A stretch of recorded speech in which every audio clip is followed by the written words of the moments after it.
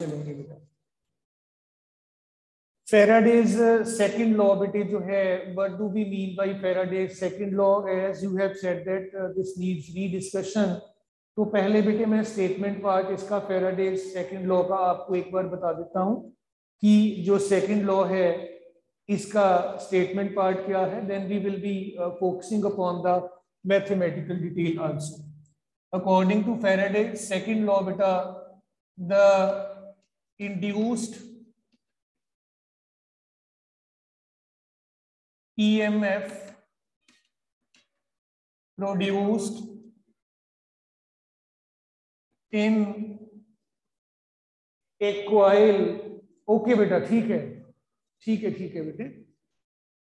Induced EMF produced in a coil is equal to rate of change of magnetic flux within.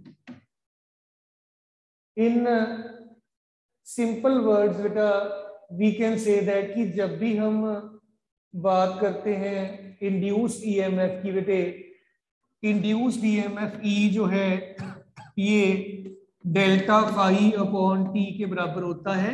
Negative sign हमने additionally लगाया था just to indicate that कि जो induced EMF है ये बेटे अपने ही कॉज को अपोज कर दिया करता है. इस चीज को बच्चों एक्सप्लेन करने के लिए इमेजिन करिएगा आपके पास ये एक कॉइल है और आप इस कॉइल के साथ एक गैल्वेनोमीटर अटैच कर चुके हो और गैल्वेनोमीटर आपने कुछ इस तरीके से शो भी कर देना है. देन बेटे आपके पास एक बार मैग्नेट है, ये आपने काफी ज्यादा दूर इसके प्लेस कर रखा है with north and south poles as indicated. इस टाइम पर जब ये काफी डिस्टेंस पे है, टाइम मान लीजिए आपका t1 है, फ्लक्स आपका φ1 है, इसके साथ जो लिंक हुआ पड़ा है. बच्चों फ्लक्स आपका होता है total number of magnetic lines of force linked with the coil or the given area. फिर आप इसको नजदीक लेके आए मैग्नेट को, और आप जब इसको नजदीक लेके आते हो तो ऑब्वियसली बेटा क्योंकि अब डिस्टेंस कम हो गया है, ज्यादा से ज्यादा मैग्नेटिक लाइंस ऑफ फोर्स इस एरिया के साथ लिंक होंगी. T2 टाइम पर इसका फ्लक्स बच्चों आ गया जी φ2 के बराबर. और डियर चिल्ड्रन टाइम कितना लगा पहली पोजीशन से दूसरी पोजीशन तक आने के लिए? That is equal to T2 minus T1 बेटा, इतना टाइम लग गया. और डियर चिल्ड्रन फ्लक्स में कितना चेंज आया? Final value of the flux minus initial value of the flux φ2 minus φ1 के बराबर आपको चेंज मिल गया. अब आप क्या करिए, ये वाली और ये वाली दोनों वैल्यूज इस इक्वेशन में सब्स्टिट्यूट कर दीजिएगा. आपके पास आ जाएगा induced EMF is minus of delta phi upon T. अगर आप ये वैल्यूज आप पुट कर दें, कोई मुश्किल वाली बात नहीं, इट इज इक्वली वैलिड. आप ऐसे भी लिख सकते हो, इसमें कोई प्रॉब्लम नहीं. देन बेटे इसके बाद आपके पास बात आ जाती है कि अगर आप इस कॉइल को मे बी कॉपर का बना हुआ होगा, एल्युमिनियम का बना हुआ होगा, कोई ना कोई कंडक्टर होगा, इसका कुछ रेजिस्टेंस भी होगा बेटा. अगर इस कॉइल का resistance dear children capital R के बराबर का है तो इंड्यूस्ड करंट आई जो है that is equal to EMF upon R हुआ करता है. It will be equal to बेटा ईएमएफ ई की वैल्यू डाल दीजिए, this is minus φ2 minus φ1 upon R into T. और आप इसको पुत्र ऐसे भी लिख सकते हो, I is equal to minus 1 by R delta phi upon T, या आप डेल्टा फाई की ये वाली वैल्यू भी पुट कर सकते हो. This is equally valid. So dear children, may I expect कि सारे बच्चों को क्लियर है. अब बेटा अर्शीन कौर गुड़िया, ओके. किसी और स्टूडेंट को कोई दिक्कत वाली बात तो नहीं पुत्र? Anyone from your side? बहुत अच्छी बात है। चलो बच्चों आगे फिर कुछ न्यूमेरिकल प्रॉब्लम्स की तरफ हम प्रोसीड करते हैं। पहले मैं हर एक टॉपिक के साथ रिलेटेड मैग्नेटिज्म का जो आपने किया है एक एक प्रॉब्लम आपको बच्चों करवा देता हूं, फिर मैं कुछ स्पेसिफिक प्रॉब्लम्स पे भी आऊंगा। आइए डिस्कस करें फ्यू न्यूमेरिकल प्रॉब्लम्स। पहला न्यूमेरिकल है बेटे, साथ साथ नोट कर लीजिएगा। फर्स्ट न्यूमेरिकल है बेटा कि calculate the magnetic field eight A point P. मैं लिख देता हूं, calculate the magnetic field eight A point P at a distance 5 centimeters from a current carrying conductor as shown। Dear children, एक आपको current carrying conductor जो है ये दिया गया है, दिखाया गया है rather. Let us assume that कि ये आपका करंट कैरिंग कंडक्टर है and it is carrying a current I of 10 amperes as indicated in the diagram in the plane of the black board in this direction. और बच्चों यहाँ पे आपका observation point P है और ये ऑब्जर्वेशन पॉइंट आपके कंडक्टर से 5 सेंटीमीटर के परपेंडिकुलर डिस्टेंस पे आपने प्लेस कर रखा है। सबसे पहले तो बेटे हम रूल कौन सा लगाएंगे और फिर हमारा मैग्नीट्यूड कितना होगा मैग्नेटिक फील्ड का, ये सारा आपको देखना पड़ेगा। जब तक आप स्ट्रेट कंडक्टर की बात करते हो और आपको मैग्नेटिक फील्ड कैलकुलेट करना है, बेटे make use of right hand thumb rule. इस रूल के accordingly if you hold your right hand in such a manner that the thumb it points in the direction of the current, then the fingers these will indicate the direction of the magnetic field. बेटे आप अपनी notebook पे आप बनाए हुए होंगे diagram, आप अपनी नोटबुक के ऊपर अप्लाई करिएगा। I will be applying it in the case of the black board बेटे, in the case of this board. From my view point this is my right hand. ये थंब मैंने conductor की direction में रखा, current carrying current की direction में। Fingers P point पर मेरी अंदर की तरफ पॉइंट कर रही है और as a result of that the field can be explained और denoted by this cross sign. और बच्चों ये जो मैग्नेटिक फील्ड बी है स्ट्रेट कंडक्टर की वजह से mu naught into I upon 2 pi R के बराबर आप ऑलरेडी डिस्कस कर चुके हो। यहाँ पे ये वाला डिस्टेंस आपका आर हुआ करता है, 5 सेंटीमीटर है। इसके मीटर्स बनाना आपने नहीं भूलना। It will be 5 into 10⁻⁻² metres आ जाएगा डियर चिल्ड्रन। और बेटा देखो म्यू नॉट की वैल्यू आपको अच्छे से याद होनी चाहिए। Mu naught this is equal to 4 pi 10⁻⁻⁷। नहीं याद तो याद रखिएगा, आपको पेपर में हो सकता है कि ना भी हो ये वैल्यू इसकी। सो बच्चों बी आ जाएगा 4 पाई 10⁻⁷। म्यू नॉट की वैल्यू डाल दी हमने जी। आई आपका 10 एम्पियर है डियर चिल्ड्रन। डिनोमिनेटर में 2 पाई 5 सेंटीमीटर के आपने बना लिए जी मीटर्स। ये चीज आपके पास बन गई, ये 2 बन गया और ये 2 पावर यहाँ पे है, ऊपर जाकर ये आपकी पावर +2 हो जाएगी बेटा। और ये आपके पास b कितना बन गया फिर देखिएगा, 2/5 10⁻⁷। तो ये था ही था, ये 2 + 1 हो जाएगा, 3 प्लस का हो गया, ये आ गया। So b is equal to 2/5 into 10⁻⁴ tesla. और 2/5 आपका कितना होता है डियर चिल्ड्रन, 0.4 इंटू 10⁻⁴ टेस्ला।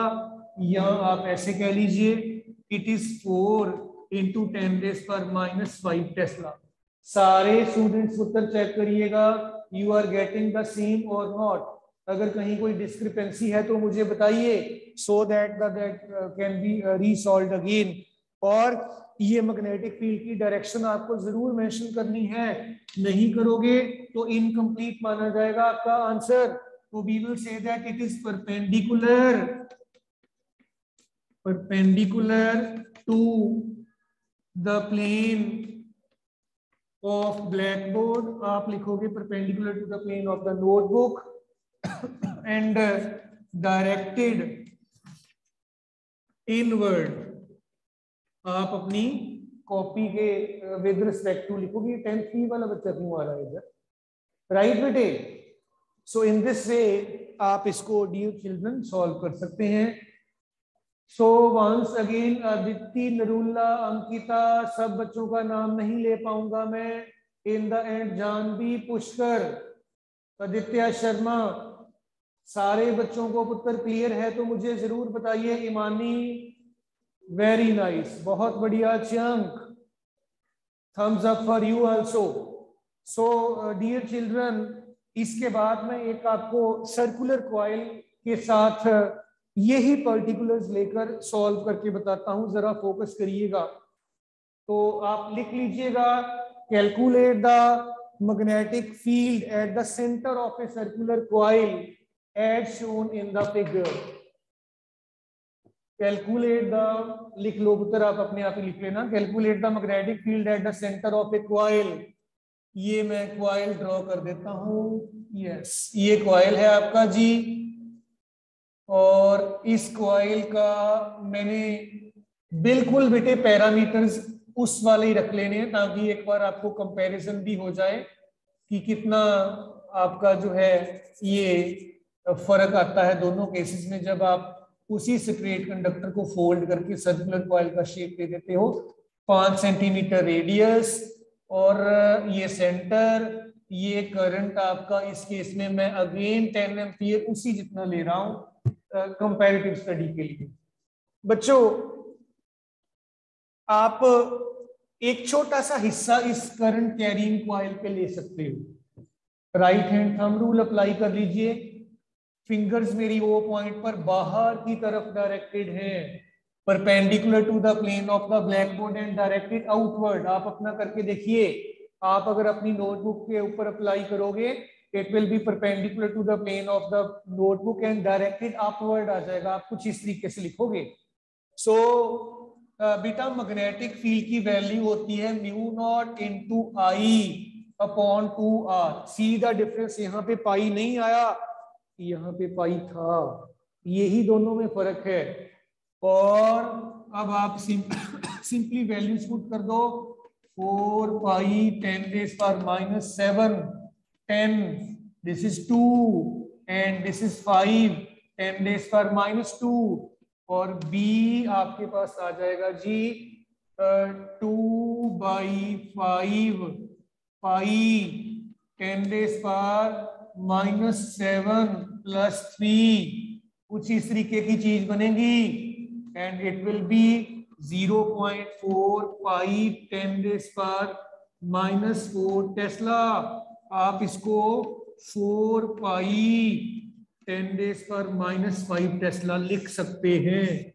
और अगर आप कंपैरिजन करेंगे, ये फील्ड उसके कंपैरेटिवली पाई गुना ज्यादा, पाई टाइम्स ज्यादा। तो this is the difference between the two, कि जब आप सर्कुलर कॉइल की बात करोगे तब कैसा होगा, जब आप स्ट्रेट कंडक्टर की बात करोगे तब कैसा होगा। So dear children, may I expect कि सारे स्टूडेंट्स को क्लियर है? आर्यंश, चंक, धवनेश, दीक्षा, देविता, ईमानी, गरिमा, हर्षदीप, जय आदित्य, ज्योत स्वरूप सिंह, केशव गुप्ता, खुशी का,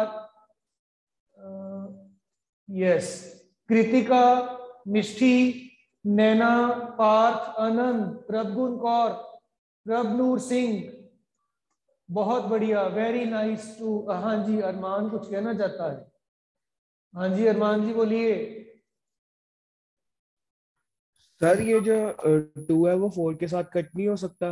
हाँ जी, 2 4 के साथ कट नहीं हो सकता था? 2 4 के सर्कुलर साथ? कॉइल वाला कुछ। ये कट करके ही लिखा है मैंने, रिजल्ट सीधा इधर से देख के लिख दिया। इधर पाई नहीं है, एक फालतू है, इधर पाई है, एक ही बात है। बाकी सारा कुछ तो सेम ही है बेटा। यहाँ पे पाई एक नहीं आ रहा था डिनोमिनेटर में, बाकी सारा ही सेम है। अरमान राइट है? Yes sir, yes. एक बार रिकैलकुलेट करके देख लेना, आपको और ज्यादा अच्छे से पता चल जाएगा बेटा। Right,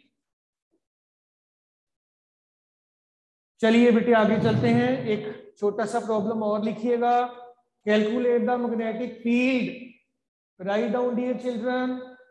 calculate the magnetic field at the centre of a solenoid as shown in the diagram.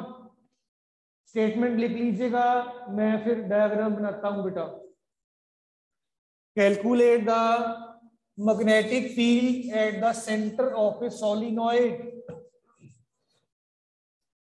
Calculate the magnetic field at the center of a solenoid as shown in the diagram. बच्चों आपको एक solenoid दिया गया है, solenoid के centre पे आपको magnetic field ढूंढना है, कैलकुलेट करना है। आइए देखें, ये आपके पास एक सोलिनॉइड, और इस सोलिनॉइड की करंट की वैल्यू आपको इमेजिन कर लीजिए 5 एम्पियर्स दे रखी है। डायग्राम साथ साथ ड्रॉ कर लीजिएगा। और इसमें 5000 टर्न्स पर यूनिट लेंथ है, और इसकी टोटल लेंथ जो है बच्चों 50 सेंटीमीटर आपने मान लिया। और अगर इसका लेंथ बेटे 50 सेंटीमीटर है तो आप 1 सेंटीमीटर में आपकी 5000 टर्न्स हैं, तो 50 सेंटीमीटर में आप कॉरस्पॉन्डिंगली निकाल कर इसको देख सकते हो दोबारा फिर से। यहाँ पे जब आप करंट फ्लो करवाते हो तो इस रीजन में एक यूनिफॉर्म मैग्नेटिक फील्ड बच्चों प्रोड्यूस हो जाया करता है, depending upon the direction of the electric current flowing in the solenoid. इसकी मैग्नेटिक फील्ड की value mu naught and mu naught into N into I के बराबर हुआ करती है। सिंपल वैल्यूज पुट कर दो, आपको आपका रिजल्ट मिल जाएगा। Mu naught is 4 pi 10⁻⁻7, small n 5000 turns per unit centimetre है, और आई आपका जो है this is 5 ampere. It will B. अच्छा बेटे एक बात यहाँ पे नोटिस करने वाली और भी है कि ये number of turns per unit पर सेंटीमीटर है, हमें पर मीटर में इसको कन्वर्ट करना पड़ेगा। तो आपके पास बेटे 50 सेंटीमीटर के आपको मीटर्स बनाकर अकॉर्डिंगली आप देख लेना जो भी आपका आंसर बनेगा। whatever the change we are expecting over here, we may substitute that बेटा, and correspondingly आपके पास B magnetic field की जो strength है that will be appearing as such.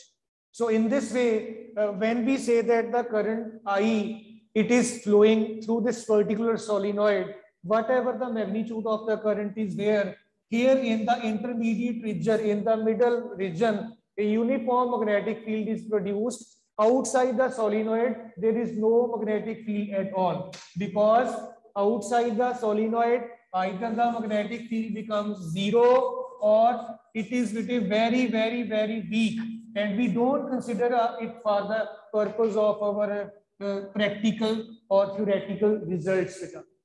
One more question depending on your beta, the case of electricity का एक numerical छोटा सा दे रहा हूं, आप सॉल्व करिए फिर हम आगे चलेंगे बेटा। क्वेश्चन है बेटा, in the circuit diagram shown below find the effective resistance of the circuit. मैं सर्किट पहले ड्रॉ कर देता हूं। This is the circuit diagram 1 cell is given to you and over here आपको एक ये रजिस्टर दे रखा है डियर चिल्ड्रन, और ये रजिस्टर कुछ इस तरीके का, एंड आफ्टर दिस बेटा this is the combination of the two resistors, एक यहाँ पर एक रजिस्टर यहाँ पर है, ये दोनों आपने इस तरीके से पैरेलल में अटैच किए हुए हैं, and over here we are having this setup as such. 4 volt आपकी वोल्टेज है सर्किट की, आपका इलेक्ट्रिक करंट आई फ्लो हो रहा है, this is 2 ohm dear children, और ये 5 ohm and it is 10 ohm. आपको दो चीजें निकालनी है, एक effective resistance of the circuit और एक इसमें से और इसमें से करंट कितना फ्लो हो रहा है, ये दो चीजें आपको कैलकुलेट करनी है। मैं रिपीट कर दूं डियर स्टूडेंट्स एक बार फिर से, एक आपको effective resistance of the circuit निकालना है, सेकेंडली आपको 5 ओम वाले रेजिस्टेंस में से कितना करंट फ्लो करेगा और 10 ओम वाले रेजिस्टेंस में से कितना करंट फ्लो करेगा, दिस इज बेटा टू बी कैलकुलेटेड। आइए ये एक प्रॉब्लम मैं करता हूं, फिर कभी आपको मैं और प्रॉब्लम रिलेटेड जो है इन एनी फॉर्म में भी टेस्ट की फॉर्म में दे देंगे आपको या अदरवाइज दे देंगे। तो आइए ये दोनों आपके सीरीज में, तो इफेक्टिव रेजिस्टेंस जो है it will be equal to 1/5 plus it will be 1/10, ये आपके पास आ गया 5 2s are 10 3/10, और इन दोनों का इफेक्टिव रेजिस्टेंस सिर्फ दोनों का आर इफेक्टिव जो है ये आ जाएगा 10/3 ओम। बेटा उल्टा करना पड़ेगा आपको बिकॉज ये 1/r है, तो नेट रेजिस्टेंस कितना बन गया सर्किट का 2 एंड 10/3 सीरीज में है, तो R net this is 2 and this is your 16/3 ohm, इतना आपका रेजिस्टेंस जो है नेट सर्किट का ये बन गया। अब बेटे in order to calculate the current through this and through this resistor, आपको पहली बात तो ये है कि टोटल करंट पता होना चाहिए कि सर्किट में टोटल करंट कितना है। टोटल करंट आई आपका जो है it will be equal to voltage upon net value of the resistance. Voltage आपके पास 4 वोल्ट, नेट रेजिस्टेंस 16/3, और ये चेक करिएगा 3/4 एम्पियर सारे स्टूडेंट्स को आंसर मिल जाता है कि नहीं। ऑल ऑफ यू बेटा check the calculation part, is it 3/4 ohm और not? Very good very good very good very good. अब बेटा ये करंट आपका 3/4 एम्पियर आ रहा है, 2 ओम वाले में से इतना ही चला जाएगा क्योंकि कोई आगे ब्रांच अवेलेबल नहीं है। इस 3/4 एम्पियर जो आपका टोटल यहाँ पे आया, इसके लिए आगे 2 ब्रांचेस में इसने अपने आप को डिवाइड करना है। मान लो आई इधर चला गया, I1 या आई कह लो, तो बाकी कितना बच गया 3/4 माइनस आई। चेक करिएगा टोटल 3/4 यहां तक पहुंचा, उसमें से आई इधर चला गया, बाकी कितना बच गया टोटल माइनस दिस आई बच गया। बच्चों आप बड़े अच्छे से जानते हैं कि जब भी आप रेजिस्टर्स को पैरेलल में लगा देते हो तो उनके जो पैरेलल में आपने कंपोनेंट्स लगाए हुए हैं इनके क्रॉस वोल्टेज बराबर की रहती है, मतलब जितनी वोल्टेज इसके क्रॉस होगी उतनी ही इसके क्रॉस भी होगी। और बेटे आप अच्छे से जानते हैं VI/R के बराबर होता है according to Ohm's law. 5 ohm के रेजिस्टेंस के अक्रॉस कितनी वोल्टेज आएगी, it will be equal to current है 3/4 माइनस आई और रेजिस्टेंस कितना है 5 ओम, इतना आ गया। और ये नीचे जो 10 ओम वाला है इसके अक्रॉस कितना वोल्टेज आएगा, it will be equal to current तो आई ही है और रेजिस्टेंस 10 है। अब ये वाली वोल्टेज और ये वाली वोल्टेज बच्चों पैरेलल में बराबर होती है voltage, this is the base of our discussion. तो आप दोनों को डियर चिल्ड्रन कंपेयर कर दीजिए, 10i ये मैंने पहले लिख लिया, 5 इंटू 3/4 माइनस आई मैंने बच्चों बाद में लिखा, 5 2s are 10, 2i this is 3/4 minus I, इसको भी उठाकर इधर ले आइए, 3i is equal to 3/4 and dear children I 1/4 ampere.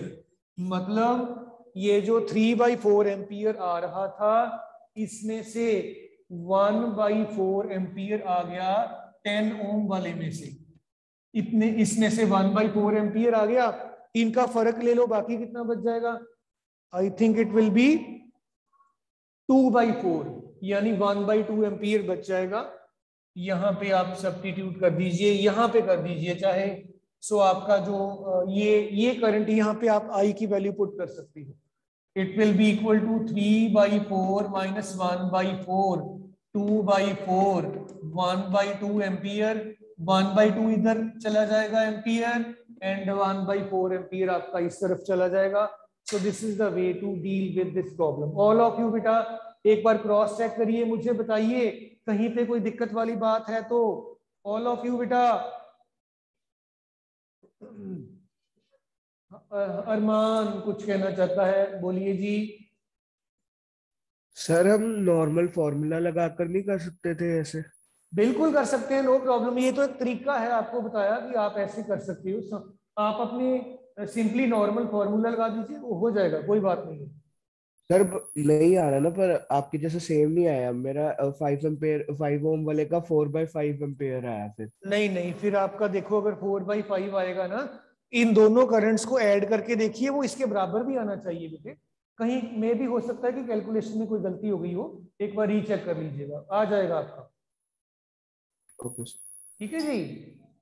हाँ जी बेटे, आगे बच्चे बाकी के स्टूडेंट्स, आदित्य, अंकिता, अरमान, अर्शीन, आर्यंश, श्रीन, चियंक, धवनेश, दीक्षा, दीपिता, ईमानी और हर्षदीप, बेदी, जय आदित्य, ज्योत स्वरूप, केशव, खुशी, कृतिका, मिष्टी, नैना वैद, पार्थ, अनंत, प्रभुन कौर, प्रभनूर सिंह एंड राहुल वर्मा, सिमरलीन, तनुष्का, करुणदीप एंड अर्पित, चांद, गुरकीरत, गुरसेवक, हिमांशु, करणजोत और सकेत, सक्षम, सहज, आदित्य शर्मा एंड जानवी बेटा।